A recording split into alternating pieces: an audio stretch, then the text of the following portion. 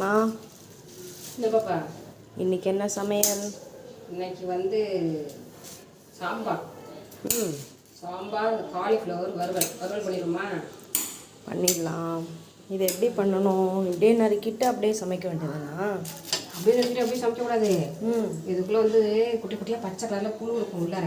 ம் அதில் அந்த மாதிரி சுடுதண்ணி வச்சுருக்கு பாருமா. ஆமாம். சுடுதண்ணி காஞ்சோன்னு அடுப்பு அமர்த்திட்டு ம் சுடுதண்ணிக்கெலாம் எல்லா கழிவுலையும் போட்டுருணும். உனக்காண்டி சொல்கிறேன். கொஞ்சம் மஞ்சத்தூள் போட்டுட்டு ம் கொஞ்சம் கல்லுப்பு போட்டு நம்ம நறுக்கி வச்சுருக்க எல்லா காலிஃப்ளவரும் அந்த இடத்துல போட்டு ஒரு 10 நிமிஷம் மூடி வச்சுன்னா அந்த புழுவெல்லாம் செத்து போயிடும். ஓ அதுக்கப்புறமா மறுபடியும் ஒரு வாட்டி பச்சை தண்ணியில் அவசிட்டு ம் அப்புறம் எடுத்து சமைக்கணும்.